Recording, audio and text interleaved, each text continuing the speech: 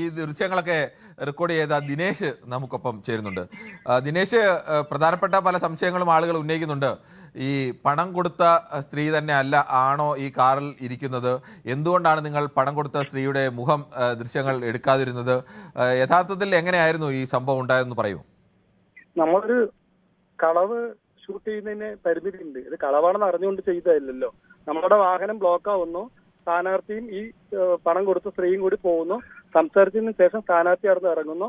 ഈ പണം കൊടുത്ത സ്ത്രീ സ്ഥാനാർത്ഥിയുടെ വാഹനത്തിൽ പോയി ചുരിദാറിന്റെ ഷാള് മറച്ച് കൈ മറച്ചുകൊണ്ട് ഈ അമ്മച്ചിയെ കാണാൻ പോകുന്നു.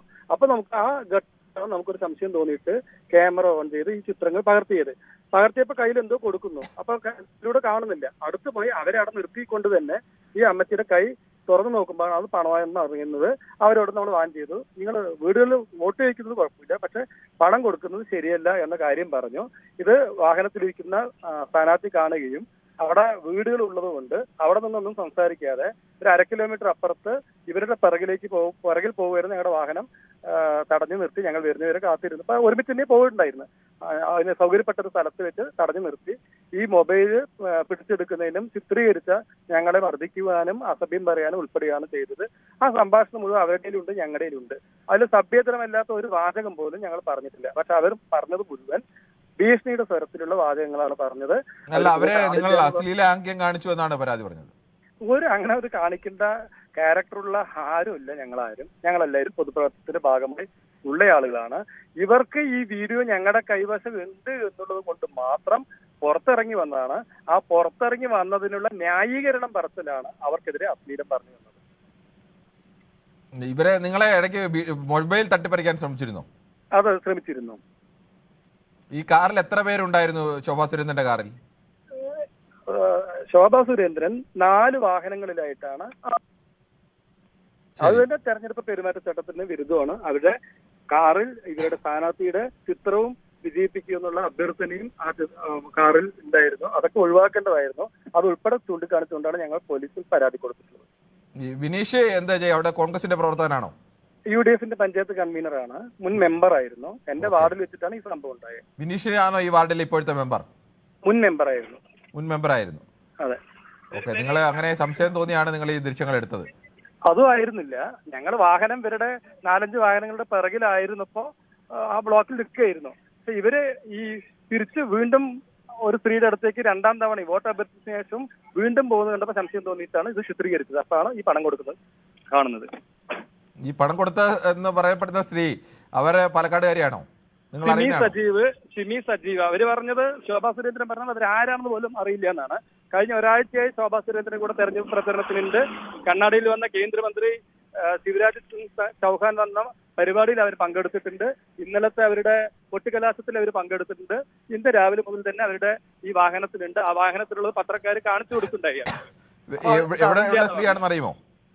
ട്രിവാൻഡ്രം സ്വദേശിയാണ്, മുംബൈയിലും സെറ്റിലാണത്. മുംബൈയിൽ സെറ്റിൽ ചെയ്തിരിക്കുകയാണല്ലേ? അതെ, മുംബൈ മലയാളി. നിങ്ങളുടെ ഈ 2ാമത് പോയി ശോഭാ സുരേന്ദ്രനെ തടഞ്ഞു നിർത്തിയപ്പോൾ നിങ്ങളുടെ മൊബൈൽ അവർ പിടിച്ചെടുത്തിരുന്നെങ്കിൽ പിന്നെ നിങ്ങളുടെ എല്ലാ തെളിവുകളും നഷ്ടമായില്ലായിരുന്നു? അല്ല, അങ്ങനെ തടഞ്ഞു നിർത്തി പോവേണ്ട കാര്യമില്ലല്ലോ. ശരി, ഓക്കെ. എന്തായാലും നിങ്ങൾ ഈ സ്ത്രീയുടെ കൈ പിടിച്ച് പൈസ കയ്യിലിരിക്കുന്നത് ചിത്രീകരിക്കുന്നത് ഈ പണം കൊടുത്ത സ്ത്രീ കണ്ടിരുന്നോ? അവരെ മുൻപിൽ വെച്ചിട്ടാണ്, അവരവിടെ നിർത്തിയിട്ടാണ് ഞങ്ങളത് ചെയ്തത്. ഇത് നിങ്ങൾ എന്താ കൊടുത്തത്, നിങ്ങൾ പണം കൊടുത്തു ചോദിച്ചപ്പോൾ ഇല്ലയെന്ന് പറഞ്ഞു. അപ്പൊ 1 മിനിറ്റ് നിൽക്കൂ, അവരെ കൈ തുറന്ന് കാണിച്ചു തരട്ടെ എന്നിട്ട് അങ്ങനെ അവരെ നിർത്തി. അങ്ങനെയാണ് അവര് പുറത്തേക്ക് അറിയുന്നത്. ശരി, ഓക്കെ. എന്തായാലും വിനേഷാണ്, കണ്ണാടിയിൽ നിന്നുള്ള വിനേഷാണ് ഈ ദൃശ്യങ്ങളൊക്കെ പകർത്തിയത്. നന്ദി വിനേഷ്. നമുക്ക് മറ്റൊരു പ്രേക്ഷകനിലേക്ക് കൂടി പോകേണ്ടതുണ്ട്. ശ്രീ അജയ്കുമാറാണ് ചങ്ങനാശ്ശേരിയിൽ നിന്ന്. ശ്രീ അജയ്കുമാർ, താങ്കൾക്ക് എന്ത് തോന്നുന്നു? ഒരു കേരളത്തിൽ ഒരിക്കലും അംഗീകരിക്കാൻ കഴിയാത്ത ഒരു തെറ്റായ പ്രവണത കൂടിയല്ലേ ഇങ്ങനെ ഒരു സംഭവം നടന്നിട്ടുണ്ടെങ്കിൽ? ഈ കേരളത്തിൽ ആദ്യമായിട്ടാണ് എന്നുള്ളത് ആദ്യം ഒന്ന് മറന്നേക്കുക. കേരളത്തിൽ നിരന്തരം സംഭവിച്ചുകൊണ്ടിരിക്കുന്നതാണ്, പലപ്പോഴും സംഭവിച്ചിട്ടുണ്ട്. അതിനൊന്നും തെളിവ് തരാൻ എൻ്റെ കയ്യിലില്ല. പക്ഷേ നിങ്ങൾക്കും നമ്മൾക്കും എല്ലാം അറിയാവുന്നതാണ്. അപ്പോൾ വടക്കേ ഇന്ത്യയിൽ മാത്രമല്ല, സാക്ഷരത കേരളത്തിലും ഇതെല്ലാം നടക്കുന്നുണ്ട്. ഇനി ഈ വിഷയത്തിലേക്ക് വരാം. ശോഭാ സുരേന്ദ്രൻ പണം കൊടുത്തിട്ടുണ്ട് എന്നുള്ളത് തെളിയിക്കണം. തെളിയിച്ച് 1 വർഷത്തെ ശിക്ഷ അല്ലെങ്കിൽ അവരുടെ തെരഞ്ഞെടുപ്പ് അസാധുവാക്കുക, ഇങ്ങനെ ഒരുപാട് ശിക്ഷകളുണ്ട്. ഇതെല്ലാം അവർക്ക് മേടിച്ചു കൊടുക്കണം. ഉറപ്പായിട്ടും കേരളം ഭരിക്കുന്നത് LDF സർക്കാരാണ്. അതിനൊരു വിട്ടുവീഴ്ചയ്ക്കും തയ്യാറാകരുത്. ഇനി നിങ്ങളുടെ ദൃശ്യം, നിങ്ങൾ കാണിക്കുന്ന ദൃശ്യവും ആ ദൃശ്യം എടുത്ത വ്യക്തി ഇപ്പോൾ നമ്മളോട് പറഞ്ഞതും കേൾക്കുമ്പോൾ ഏതാണ്ടും മോരും മുതിരയും പോലുള്ള തെളിവുകളാണ് അദ്ദേഹം പറയുന്നത്. ഇനി അതെടുത്തു വെച്ച് വ്യാഖ്യാനിക്കാൻ ഞാനൊരു പോലീസ് ബുദ്ധി ഒന്നുള്ള ആളല്ല.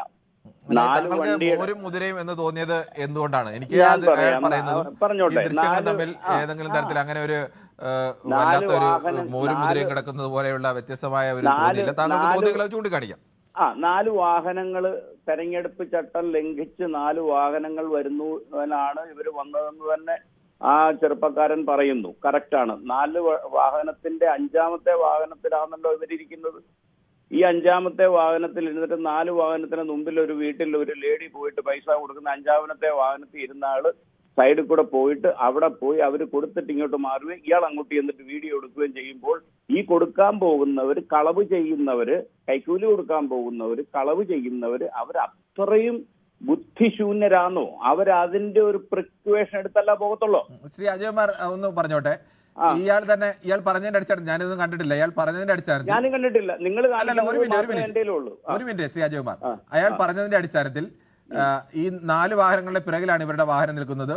ആദ്യം ശോഭാ സുരേന്ദ്രൻ ആ വീട്ടിൽ പോകുന്നു എന്നാണ് അയാൾ പറയുന്നത്. അവരെ കാണുന്നു, തിരിച്ചു വരുന്നു. തിരിച്ചു വന്ന ശേഷം ശോഭാ സുരേന്ദ്രന്റെ കാറിൽ നിന്ന് ഒരു സ്ത്രീ എന്തോ ബാഗ് മറച്ചു പിടിച്ചുകൊണ്ട്, ചുരിദാർ മറച്ചു പിടിച്ചുകൊണ്ട് ഒരു സ്ത്രീ ഇറങ്ങി വരുന്നു. അപ്പോൾ ഇവർക്ക് സംശയം തോന്നിയപ്പോൾ ഇവർ 5ാമത്തെ കാറിന്റെ ബാക്കിലാണല്ലോ നിൽക്കുന്നത്, അവിടെയാണല്ലോ വീടുള്ളത്. അവരവിടെ കൊണ്ട് പണം കൊടുക്കുന്നത് അവർ കാറിനകത്തിരുന്ന് ഷൂട്ട് ചെയ്തു. അയാൾ അവിടുത്തെ മുൻ പഞ്ചായത്ത് മെമ്പർ ആയിരുന്നു പറയുന്നു. ഇതെല്ലാം അയാൾ പറഞ്ഞ അറിവാണ്. അതുകൊണ്ട് പഞ്ചായത്ത് മെമ്പർ ആയതുകൊണ്ട് ഇയാൾ അവിടെ നേരെ ചെല്ലുന്നു. ഈ സ്ത്രീയുടെ മുന്നിൽ വെച്ച് തന്നെ മറ്റേ പ്രായമായ സ്ത്രീക്ക് പണം കൊടുത്തത് അവരുടെ കൈ നൂത്ത് ആ പണം അടക്കമുള്ള ഒരു വീഡിയോ ഷൂട്ട് ചെയ്യുന്നു. അതിനുശേഷം അവർ തിരിച്ചു വന്ന് കാറിൽ കയറുന്നു.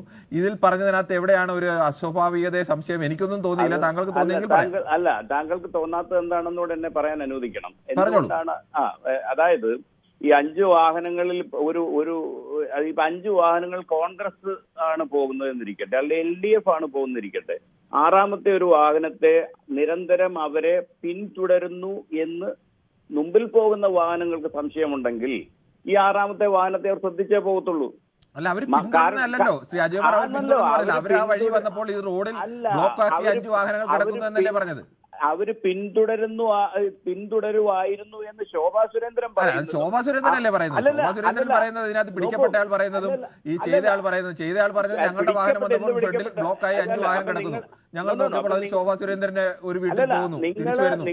നിങ്ങൾ ശോഭാ സുരേന്ദ്രനെ കുറ്റവാളിയാക്കി കഴിഞ്ഞു. അല്ല, ഞങ്ങൾ ശോഭാ സുരേന്ദ്രനെ കുറ്റവാളിയാക്കിയല്ലേ? ദൃശ്യങ്ങളിനകത്ത് ശോഭാ സുരേന്ദ്രൻ പറയുന്നതിൽ ചില പൊരുത്തക്കേടുകൾ. പിടിക്കപ്പെട്ടവൾ എന്ന് പറയുമ്പോൾ ശോഭാ സുരേന്ദ്രൻ കുറ്റവാളിയായി കഴിഞ്ഞു. സുഹൃത്തെ, ഇത് പോലീസ് അന്വേഷിക്കട്ടെ.